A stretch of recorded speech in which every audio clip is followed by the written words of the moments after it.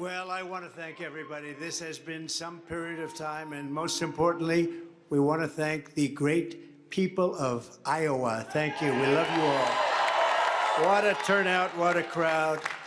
And I really think this is time now for everybody, our country, to come together. We want to come together, whether it's Republican or Democrat or liberal or conservative. It would be so nice.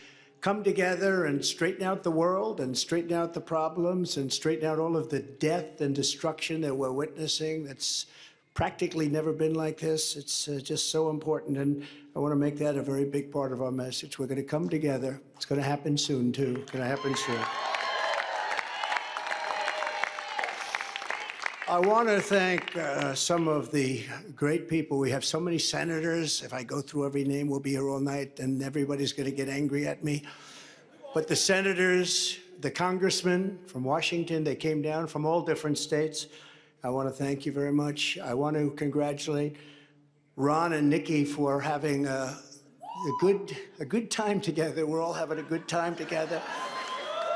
And I think they both actually did very well. I really do. I think they both did very well. We don't even know what the outcome of second place is. And I see Carrie Lake. Congratulations, Carrie. Very good. I spotted her, I have to announce, because she's terrific. She's going to be a senator, a great senator, I predict, right? You're going to be a great senator. And I also want to congratulate Vivek, because he did a hell of a job. He came from 0, and he's got a big percent, probably 8%, almost 8%, and that's an amazing job. They all did. They're all very smart people, very capable people. I think most importantly, I want to thank my incredible wife, First Lady, I'll say former and maybe future. But more important than Melania, I want to thank her incredible, beautiful mother who passed away a few days ago. And she's up there, way up there. She's looking down, and she's so proud of us. And I just want to say to Amalia, you are special, one of the most special people I've ever known. And that was a tough period of time for the family. But she's amazing. She was amazing. So I just want to thank what she's done for our family, and her husband, who's home right now and very lonely.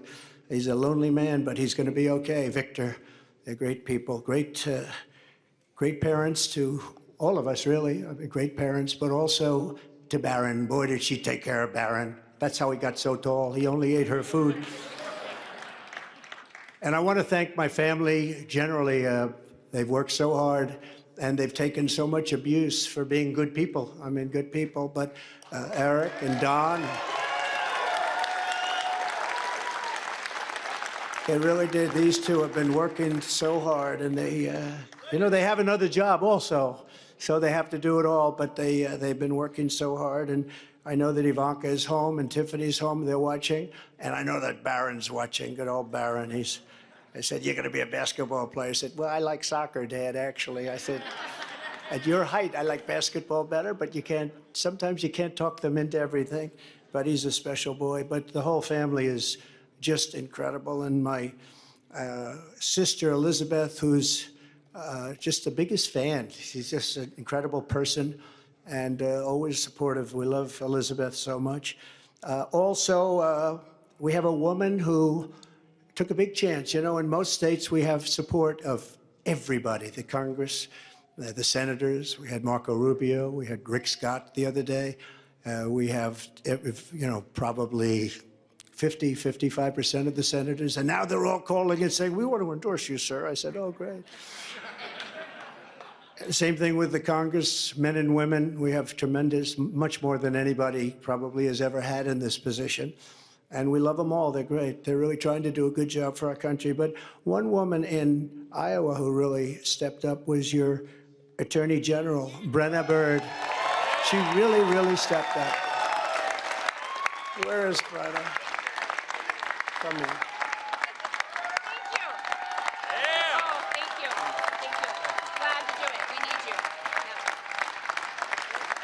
She stepped up. She's going to be your governor someday, I predict. So we'll see. We'll see. We'll be watching, but she really did. She broke away from the pack. And she had tremendous courage, and wasn't easy. In some states it's easy, in other states it's a little bit more difficult. But we have really the support of the people of Iowa, which has been just incredible. Another man who was actually the first person to endorse me in the entire country. He's a state senator. His name is Brad Zahn. He looks like he's the most handsome guy, I think. Oh, you made it. He had to drive from his caucus location. You made it. I call him the Marlboro Man. Hey, Brad. You want to say something? Come on, go up, say something. Well, I'll tell you, I had to actually do a TV interview bragging about you. The reason why I was late is because of that, but is he awesome or what? I am honored to be the first person in the United States to endorse this guy. The next president, the 47th president of the United States, Donald J. Trump.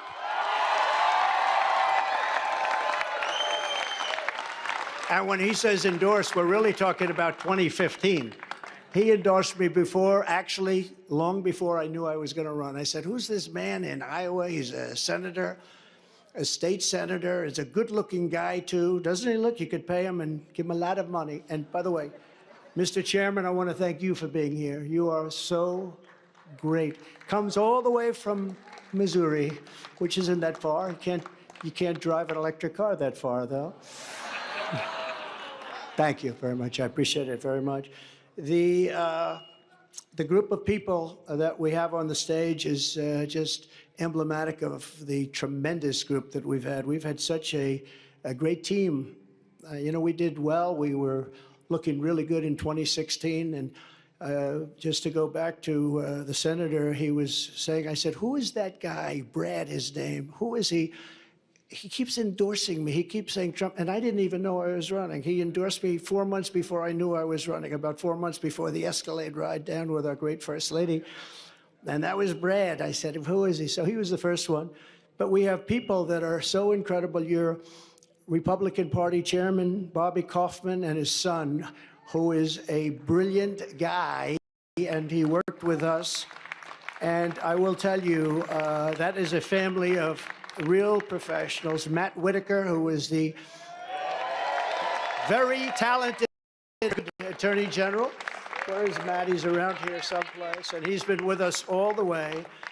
You know, we have a man that was very impressive, and I say there's nothing wrong with it. He's so solid and so good that he didn't catch on. Sometimes being a little controversial is good.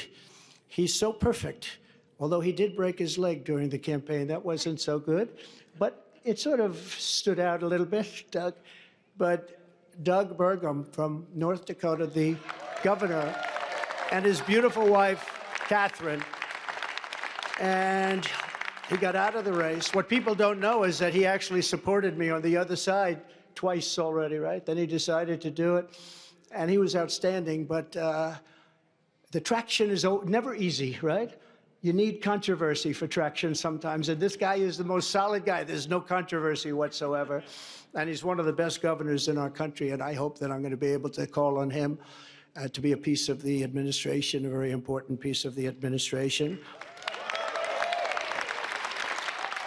And also, just to conclude with this, the entire Trump team, and that includes my two boys who are really here all the time, whenever we needed them.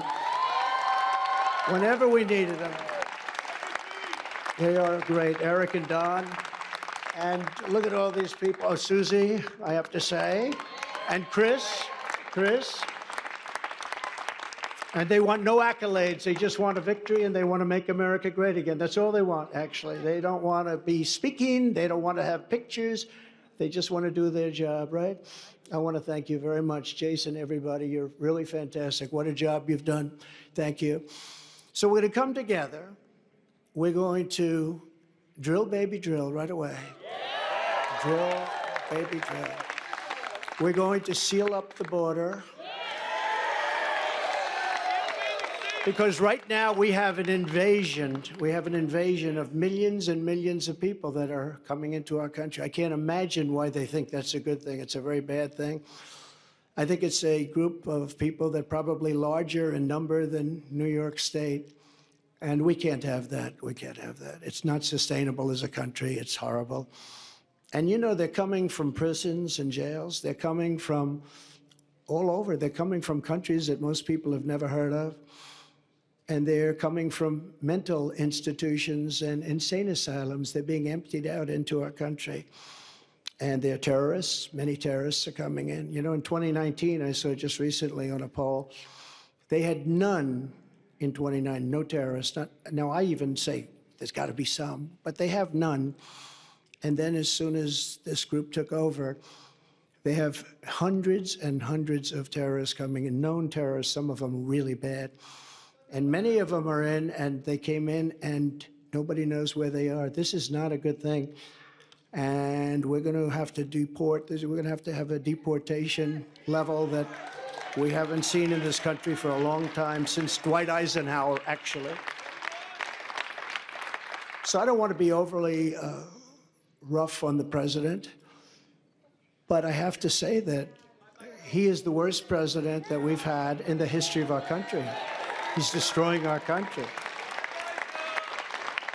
And, you know, my wife attended the funeral 2 months ago of Rosalynn Carter, and it was beautiful. And Jimmy Carter was there, and I thought to myself, Jimmy Carter is happy now, because he will go down as being a brilliant president by comparison to Joe Biden. He'll be a brilliant president. He's going to be known as brilliant by comparison. So we have to stop the invasion. We have to bring down our energy. We have to, you know, I say all the time, we have more liquid gold under our feet than any other nation anywhere in the world. And we have to stop the crime, and we have to help rebuild our cities, and we have to rebuild the Capitol, Washington, D.C. I was there on one of the Biden indictment trials. You know, this is the only person this never happened before, but I go to a lot of courthouses because of Biden, because they're using that for election interference. And it's on things like election. And I don't know if you know, but they did polls tonight on the election of 2020. Do you believe it was honest or not? 82% said it was not. And we can't have that, Chairman. We can't have that. You can't have a situation like that. So we're going to straighten out our elections. We're going to do a lot of great things. We're going to try and go to paper ballots as soon as possible. Voter ID. One day elections. You know, we have these elections that last for 62 days, and if you need some more time, take as much time as you want, and so many bad things happen. We have to get rid of mail-in ballots, because once you have mail-in ballots, you have crooked elections. Actually, Jimmy Carter's commission said that a long time ago. We're going to rescue our economy. We're going to save our economy. We had the greatest economy in the history of our country. There was never a greater economy. And now we don't. And when you look at what's happened with inflation, inflation is destroying. You know, they call it a country killer. Going back hundreds of years, Germany, countries that had big inflation are dead. They become dead countries. We have to stop that immediately. And we want peace through strength. Russia would have never attacked Ukraine. Would have never done it. Putin and I get along fine. We get along very well. That's a good thing, not a bad thing. The fake news, which if the fake news would become real and honest news, 90% of our problems in this country would be solved. They would be solved. So Russia would have never attacked. Israel would have never been attacked. The Ukraine situation is so horrible. The Israeli situation is so horrible, what's happened. And we're going to get them solved. We're going to get them solved very fast. I actually said Ukraine. I know President Putin very well. I know Zelensky very well. I'm going to get them in. We're going to get it solved very quickly. Should have never happened. Would have never happened. Now you have all that death, far greater than people understand. The numbers are far, far greater than anybody would even think possible. You're going to find that out in the years to come. When they knock down these massive buildings in Ukraine, and then you see they announced 2 people were slightly wounded. No, many people were killed. Many people were killed. We're going to get it stopped but it's so sad because it should have never started. People killed and a culture destroyed. You can never replace 1,000-year-old buildings with the most beautiful golden domes and churches and everything, just all rubble now. And it's so sad, would have never, ever happened. And likewise, Israel would have never been attacked. It all comes from Iran, and we would have had to deal with Iran very quickly, had the election where we, by the way, got, and I say we because it's all we got more votes than any sitting president in the history of our country. But they say we lost by a whisker, okay? But regardless of that, we're going to do incredible things, and we're not going to let China do what they'd like to do. I get along great with him also. President Xi is a very strong leader, and we're going to get things solved. We're going to get the Ukraine war solved. We're going to get the Israeli situation solved. But if you think back to that, Iran was broke. I said to every country, anybody does business with Iran, buys oil from Iran, they were broke. We're not going to let you do business in the United States. And business oil, nobody wanted to do that. That's a big penalty. And what happened is they had no money to give to Hamas and to give to Hezbollah. And in fact, there were a lot of stories at the time. They had no money for terror. And for 4 years, we had no terror. We had the terror ban. We had the terror ban. They call it the Trump travel ban, but it was really the Trump terror ban. We don't want people in our country that are going to blow up our shopping centers. Thank you very much. And we want a country of law and order. So we're going to rebuild the capital of our country, Washington, D.C. We're going to scrub those beautiful marble columns and get the swastikas off them. And we're going to scrub them and get the graffiti off them. And we're going to clean the streets, and we're going to rebuild the streets. And we're not going to have rusted medians through the middle that are falling down into the roads where foreign dignitaries from all over the world come and they look. And we're not going to be riding on top of garbage like I did just a month ago, riding on top of garbage. We're going to rebuild our beautiful Washington, D.C., and we're going to take control of it, and we're going to make unbelievably harsh penalties for people that go around shooting. Last week, they shot 3 people, and every night something happens. It's so sad. And likewise, we're going to rebuild our cities, and we'll work with the Democrats to do it. I'd be glad to work with the people in New York. We're going to work with the people in Chicago and LA. We're going to rebuild our cities, and we're going to make them safe. And we're going to give our police officers immunity. So every time they do something, they don't get sued and stopped. We're going to end crime in our cities. In Iowa, you don't know what that means, but I'll tell you, this is a different place. You don't know about crime. You don't know about getting mugged and getting whacked and getting thrown into subways. And we're going to stop it. And we're going to come down very hard on criminals, and we're going to stop crime in America. So I want to just finish by saying that this has been an incredible experience. The people have been, this is the 3rd time we've won. But this is the biggest one. They said, well, if you win by 12%, that's a big win. That's going to be very hard to do. Well, I think we more than doubled that, I guess, tripled it maybe. They said, you'll never get over 50, and I just left and we're at 54. Now, I don't know what's going to happen with it, but they said, you can't do that, sir. I said, what's about the highest? Well, you could get into the 40s, maybe 40, 41. And then I looked up, and, you know, it was very interesting. I didn't know they called it early. I thought that they called it at about 10 o'clock. My impression, see this gentleman? He's dressed like a wall. I love this guy.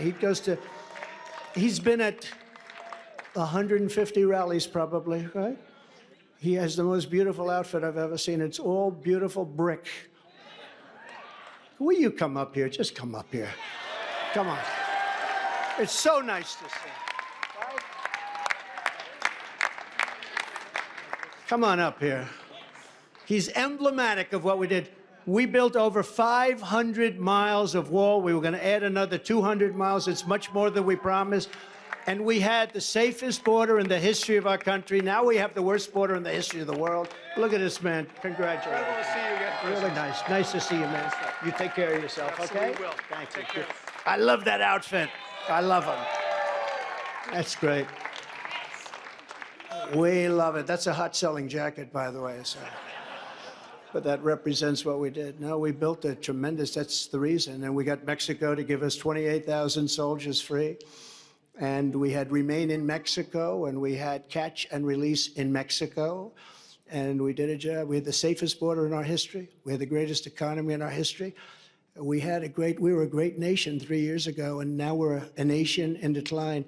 We are going to turn it around so fast. It's going to happen so fast. We're going to drill. We're going to make we have great wealth. We're going to drill. We're going to use that money to lower your taxes even further. We gave you the biggest tax cut in history, and we're going to lower them further, and we're also going to pay off national debt. It's about time. It's about time. So it's now off to New Hampshire, a great place. We won it last time, and we won it both times. And we love it. The people are great. But you know, the truth is the people in our country are great. They're all great. We love Iowa, but they're all great. They only want to see one thing. They want our country to come back. They're embarrassed by what's going on. Our country is laughed at. All over the world, they're laughing at us. And they want our country to come back. They want America, you know, they want us to be great again. It's a very simple. MAGA, make America great again. And America first. America first is a very important part of MAGA.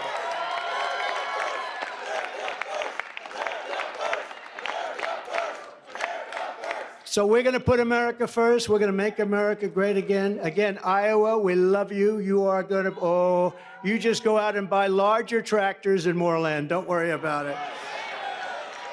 And to all of the people standing behind me and all of the people in this room and so many great politicians and great dignitaries and friends, I just want to thank you all. This is a very special night. And this is the first, because the big night is going to be in November when we take back our country, and truly, we do make our country great again. Thank you very much, everybody.